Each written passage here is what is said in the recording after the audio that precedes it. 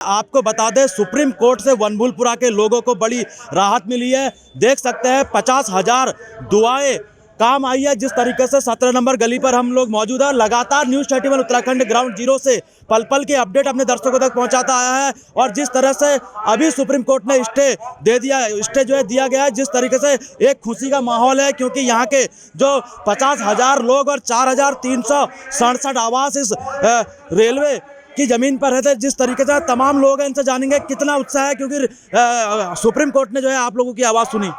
बहुत अच्छा हुआ हमारे लिए, और लोगों के घर जो है सेफ हो गए हैं। बहुत अच्छी बात है। काफ़ी उत्साह है, क्योंकि 50,000 लगातार हाथ जो है दुआ के लिए जो है उठे थे।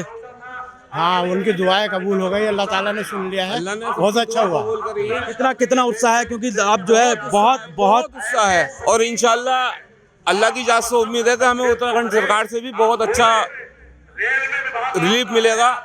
ऐसी बात नहीं, प्रशासन भी हमारे बहुत सहयोग में है।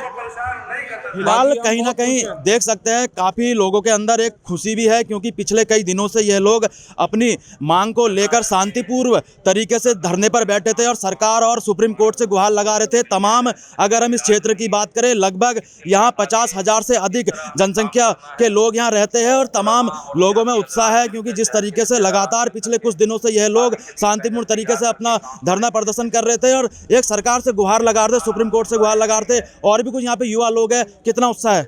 बहुत उत्साह है। अल्लाह का शुक्र है, अल्लाह ने हमारे हक में फैसला सुनाया और कोर्ट ने जो है राहत दी है।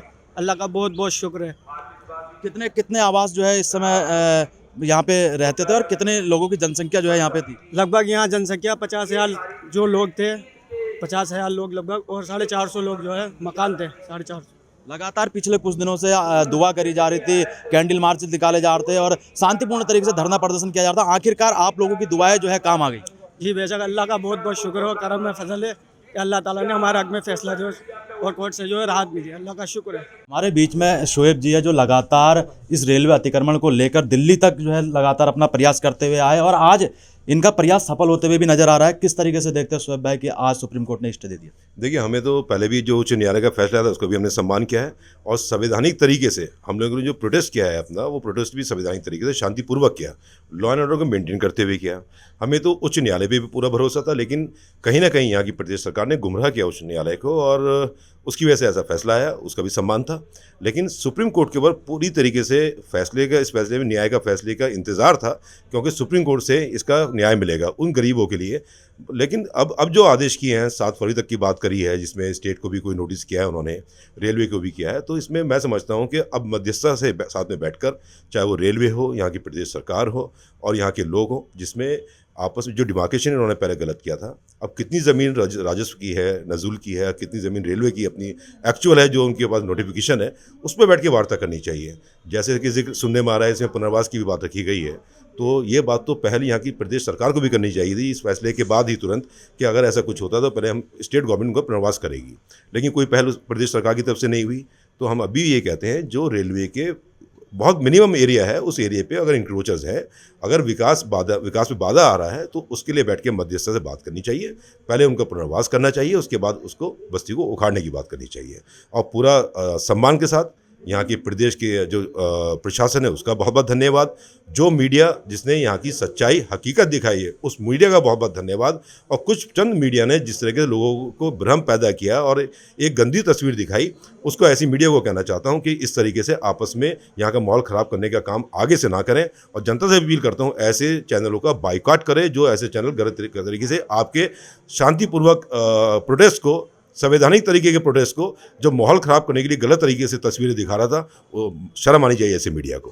तो ये हमारे बीच में थे शोएब जी, जो लगातार जो है सुप्रीम कोर्ट तक अपना पूरा प्रयास कर रहे थे और पूरा प्रयास करने के बाद आज इन लोगों को बड़ी राहत सुप्रीम कोर्ट ने दी है, स्टे जो है मिल गया है। और वहीं सरकार और रेलवे को एक नोटिस भी दिया गया है कि इस मामले को पूरे गंभीरता से लिया जाए, क्योंकि यहाँ 50,000 जनसंख्या का मामला है। अब आगे देखने वाली बात है कि इसमें सरकार और रेलवे का क्या असमंजस बन के इस कार्य को आगे किया जाता है। कि जिस तरीके से इन लोगों ने लगातार पिछले कई दिनों से यह लोग अपनी मांग को लेकर यहाँ शांतिपूर्ण तरीके से धरना प्रदर्शन कर रहे थे, कैंडल मार्च निकाल रहे थे और कई प्रकार की दुआएं जो है इन लोगों के द्वारा यहाँ करी जा रही थी। यहाँ अगर हम बात करें तो ऐसा नहीं है कि यहाँ एक ही समुदाय का व्यक्ति इस क्षेत्र में रहता है, यहाँ हिंदू समाज का लोग भी यहाँ रहता है, हर समुदाय का व्यक्ति दुआ मांग रहा था और दुआ के चलते आज इन लोगों की सुप्रीम कोर्ट ने कहीं ना कहीं बड़ी राहत दी है। बड़ी राहत जो है ये लोग मान रहे हैं, काफ़ी उत्साह है लोगों के अंदर, चाहे महिलाओं की बात करें चाहे बच्चों की बात करें। और जाहिर सी बात है कि यहाँ ऐसे स्कूल थे, ऐसे जो मस्जिद थी, ऐसे मंदिर थे, कहीं ना कहीं ठंड का भी कहर था। ठंड का कहर देखने के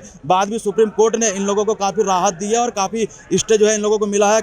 काफ़ी उत्साह है लोगों के अंदर और भी कुछ लोगों से बात करने की कोशिश करेंगे कि आखिर कितना उत्साह है और किस तरीके से दिखता है, कितना उत्साह है। सुप्रीम कोर्ट ने जो है आप लोगों को स्टे दे दिया। सर बहुत ज़्यादा उत्साह है और हम बहुत यहाँ पर सभी लोग खुशी मना रहे हैं, लेकिन कहीं ना कहीं गम भी है कि आखिर ये पुनर्वास की बात क्यों हो रही है। क्योंकि जिस तरीके से अगर हम बात करें कई पीढ़ी दर पीढ़ी जो है आप लोगों के दादा परदादा इस ज़मीन पर रहे हैं और अगर हम आज़ादी के समय की बात करें, आज़ादी के समय भी आपके दादा परदादाओं ने जो है पूरा योगदान दिया है। सर मैंने अपने दादा से एक बार बहुत, जब मैं छोटा सा था, मेरे दादा मुझे ये बताते थे कि एक बार जब गांधी जी दांडी मात्रा के लिए अल्मोड़ा जा रहे थे तो मेरे दादा बताते हैं कि मैं बहुत छोटा था उस वक्त, तो उनके साथ साथ पैदल थोड़ी दूर तक रानी बाग तक, यहाँ से रानी बाग तक वो गए थे। यानी कि हमारे दादा बताते हैं कि उनके भी दादा वो यहाँ लाइन नंबर 17 में रहा करते थे। तो ये तो सर इतना पुराना इतिहास है यहाँ पर। ये स्कूल देखिए सर, यहाँ पर हमारे पापा ने पढ़ाई की है, उनके पास टीसी है यहाँ की।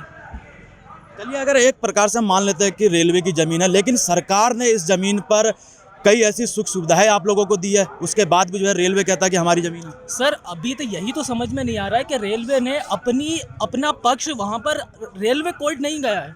यहाँ पर कोर्ट कौन गया है? किसी ने PIL डाली, उसके आधार पर यहाँ पर हाई कोर्ट इतनी जल्दीबाजी में फैसला करता है। रेलवे कोर्ट नहीं गया है ना, ये तो किसी ने PIL डाली, उसके आधार पर फैसला हुआ। तो रेलवे अपना पक्ष कम से कम हाई कोर्ट या सुप्रीम कोर्ट में जा कर के बताए कि सर हमारी इतनी जगह है। सवाल तो यही है ना कि रेलवे नहीं गया अभी तक। फिलहाल सुप्रीम कोर्ट से बड़ी बारीकी से जांच करके आप लोगों को स्टे मिल गया है। इस चीज़ की जो है आप लोगों में काफ़ी उत्साह है, काफ़ी खुशी है। बिल्कुल सर, बिल्कुल कहीं ना कहीं देख सकते हैं ये 17 नंबर गली है और मैं कहूँगा भी अपने कैमरामैन से लगातार तस्वीरें दिखाए किस तरीके से यहाँ खुशी का माहौल है, क्योंकि काफ़ी लंबे समय से यह लोग इंतजार कर रहे थे सुप्रीम कोर्ट के आदेश का और सुप्रीम कोर्ट ने इनके पक्ष में सुना है और इन लोगों को स्टे दी है। हालांकि कुछ लोगों का कहना है कि सरकार पुनर्वास की बात कर रही है, जो नहीं होना चाहिए, क्योंकि कई सालों से पीढ़ी दर पीढ़ी ये लोग यहाँ रहते आए हुए। अब देखने वाली बात है कि आगे जो है क्या इसका निष्कर्ष निकलता है। राकेश जोशी, न्यूज़ 31 उत्तराखंड के साथ हल्द्वानी।